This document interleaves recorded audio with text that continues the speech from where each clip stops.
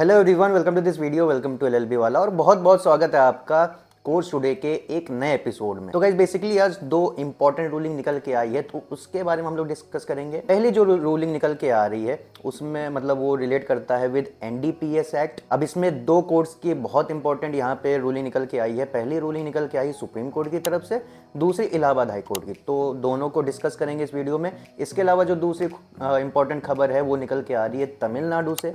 तो guys Madras high court ने Tamil Nadu bar council को कह दिया है कि आप मतलब जितने भी ये जूनियर एडवोकेट्स होते हैं वो फ्री का काम नहीं करते हैं, आपको उनको स्टाइपेंड देना पड़ेगा। कितना स्टाइपेंड देना पड़ेगा ये सब कुछ डिस्कस करेंगे इस वीडियो में। तो चलिए बिना समय गवाए स्टार्ट करते हैं आज की वीडियो को। अब गाइस एनडीपीएस एक्ट से रिलेटेड, बेल से रिलेटेड, उसमें सुप्रीम कोर्ट ने एक बहुत ही इंपॉर्टेंट रूलिंग दी है और वो ये दिया है कि सेक्शन 37 की अगर आप बात करें, जहां पे बेल के बारे में बात किया गया इस एक्ट के अंदर, जहां पे अक्यूज को जल्दी बेल नहीं मिलती है। क्यों? क्योंकि इस बेल के जो प्रोविजंस है इस सेक्शन में वो काफी ज्यादा स्ट्रिंजेंट है। जैसे अगर कोई व्यक्ति, कोई अक्यूज अगर बेल के लिए अप्लाई करता है तो पहले तो पब्लिक प्रोसिक्यूटर को एक नोटिस दिया जाएगा ताकि उसको एक मौका मिले कि वो अक्यूज्ड की बेल एप्लीकेशन को अपोज कर सके। और इसके बाद जो अक्यूज्ड है उसको कोर्ट को सेटिस्फाई करना पड़ेगा, उसको रीजनेबल ग्राउंड्स दिखाने होंगे जिससे कोर्ट सेटिस्फाई हो जाए कि हाँ यहाँ पे रीजनेबल ग्राउंड्स हैं कि अक्यूज्ड को बेल दे देनी चाहिए। अब गाइस इस मैटर में सुप्रीम कोर्ट का ये कहना है कि ये जो रेस्ट्रिक्शन, स्टैट्यूटरी रेस्ट्रिक्शन लगाई गई है ये एब्सोल्यूट नेचर की नहीं है। क्योंकि कई बार ऐसा देखा जाता है कि अक्यूज्ड बहुत समय से जेल में है,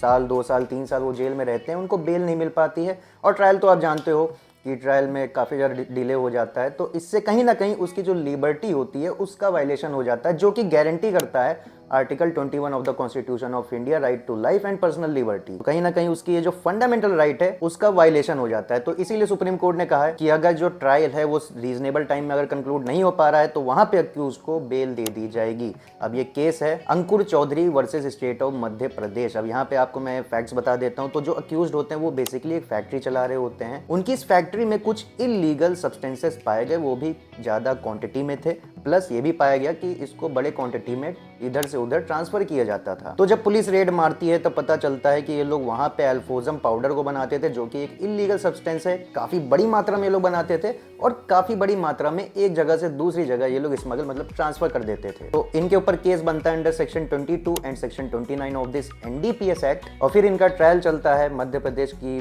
ट्रायल कोर्ट में चलता है। फिर ये बेल के लिए अप्लाई करते हैं ट्रायल कोर्ट में भी, फिर हाई कोर्ट में भी मध्य प्रदेश के बेल के लिए अप्लाई करते हैं। दोनों जगह इनको रिजेक्शन मिल जाता है, तब ये सुप्रीम कोर्ट में पहुंचते हैं।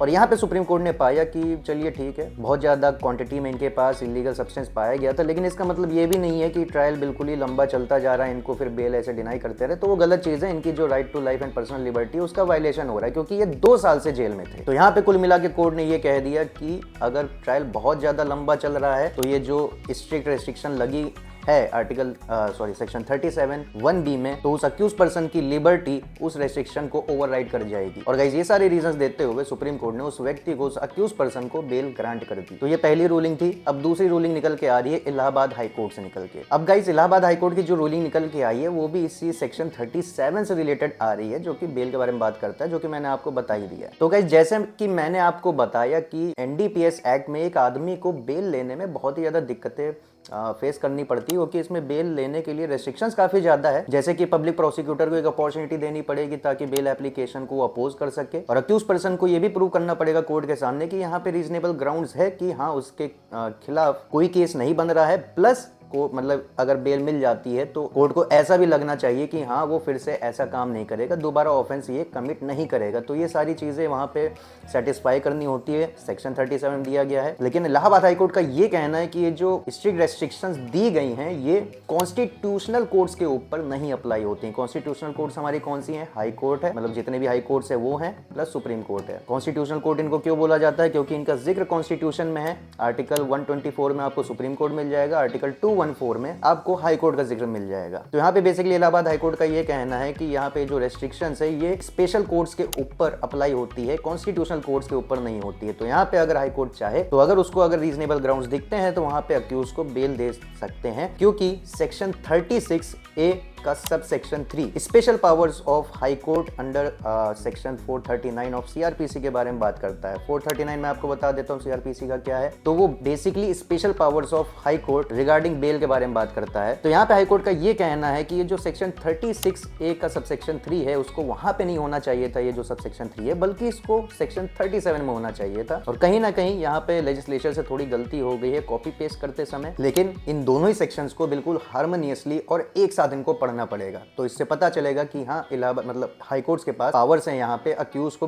बेल ग्रांट करने की। अब गाइस इलाहाबाद हाई कोर्ट ने यह भी कहा कि ये चीज पहली बार नहीं हो रही है। एक केस को साइड किया Ramji Singh versus enforcement directorate, जो कि 2023 का केस है। तो यहाँ पे पीएमएलए से रिलेटेड यही हाई कोर्ट की पावर्स के बारे में बात हुई थी, special powers of high court regarding bail. तो यहाँ पे हाई कोर्ट ने ये चीज फिर से नोटिस की थी कि ये जो पावर थी, ये जो स्पेशल पावर्स थी हाई कोर्ट की, ये सेक्शन 44 सब सेक्शन 2 में दी गई थी, लेकिन इसको होना चाहिए था सेक्शन 45 में। तो सिमिलरली वही चीज यहाँ पे भी कोर्ट का कहना है कि ये चीज यहाँ पे एनडीपीएस के ऊपर भी अप्लाई होता है और सेक्शन 36A का जो सब सेक्शन 3 है तो उसको सेक्शन 37 में होना चाहिए था। हालांकि नहीं है, तो दोनों को साथ में पढ़ेंगे, हार्मोनियसली पढ़ेंगे। तो गाइस इस केस में भी जो अक्यूज था यहाँ पे इलाहाबाद हाईकोर्ट ने उसको बेल दे दिया। फैक्ट्स ये थे कि जो व्यक्ति था उसके पास 7 किलो चरस पाया गया था। और यहाँ पे हाईकोर्ट ने ये चीज नोटिस किया कि जब ये जो 7 किलो चरस था उसको जब सीज किया जा रहा था तब वहाँ पे प्रोसीजरल वायलेशंस हुए थे, सही से प्रोसीजर नहीं फॉलो किया गया था।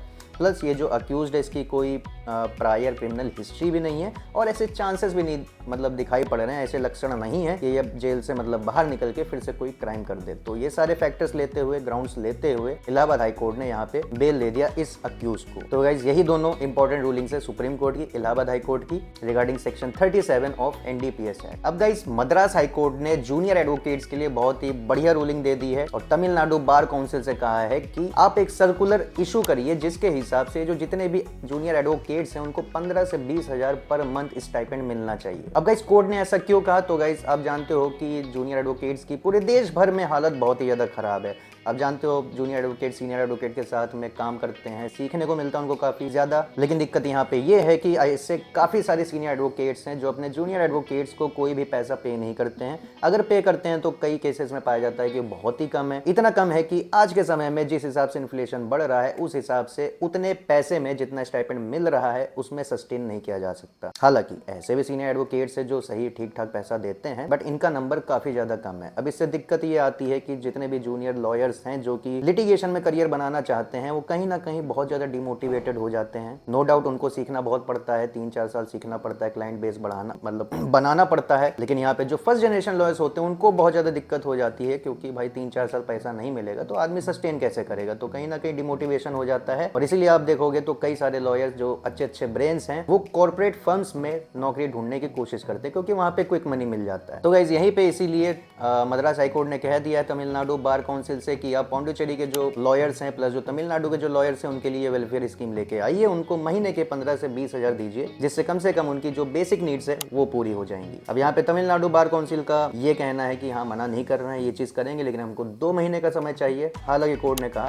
कि आपको 4 हफ्ते का समय दिया जा रहा है। अब यहाँ पे बार काउंसिल का ये भी कहना है कि हम एक मीटिंग करेंगे और वहां पे डिसाइड करेंगे कि जूनियर एडवोकेट जो होता है उसका एलिजिबिलिटी क्राइटेरिया क्या होना चाहिए। ऐसे तो फिर ऐसे होने लगे ना गाइस, इसमें भी लूप होल हो जाएगा। ऐसे हर आदमी जाके लॉ की डिग्री ले लेगा, रजिस्ट्रेशन बार में करवा के पता चले वो प्रैक्टिस भी नहीं कर रहा है लेकिन वो जूनियर एडवोकेट ऐसे क्वालिफाई हो जाएगा तो महीने का 20 हजार वो बिना कुछ किए माने लगेगा और पता चले साथ में वो लिटिगेशन के अलावा कुछ और ही कर रहा है। तो इसलिए यहाँ पे डेफिनेशन भी डिफाइन करना बहुत ज्यादा जरूरी है। तो इसकी भी एक मीटिंग बुलाई जाएगी। और कहीं ना कहीं मद्रास हाईकोर्ट ने बहुत ही लिबरल अप्रोच ली हमारे जूनियर लॉयर्स के लिए। हाईकोर्ट का कहना है कि वो पुराने जमाने में होता था कि बहुत ही मतलब समय खराब था, सिस्टम खराब था कि बहुत ज़्यादा स्ट्रगल करना पड़ता था पैसे कमाने के लिए, लेकिन जो हमारे यंग लॉयर्स हैं आज के ज़माने के हैं उनको ये चीज़ नहीं फेस करनी चाहिए। और कहीं ना कहीं हम लोग सबको साथ में आके उनके लिए कुछ करना चाहिए। नहीं तो भले वो लोग लर्न करने आए हैं, सीखने आए हैं और उनके सीखने की जर्नी में अगर उनके पास पैसा नहीं होगा, मंथली कुछ इनकम नहीं होगी तो कहीं ना कहीं ये जो इनकम जो पैसा होता है वो कहीं ना कहीं उनकी लर्निंग जर्नी में ऑब्स्टेकल बन जाएगा, जो नहीं होना चाहिए। और सीनियर एडवोकेट्स को भी ये चीज़ समझनी चाहिए क्योंकि अगर आप जूनियर से काम करवाते हो लेकिन अगर आप उसको पैसे नहीं पे कर रहे हो तो कहीं ना कहीं आप उसका एक्सप्लॉयटेशन भी कर रहे हो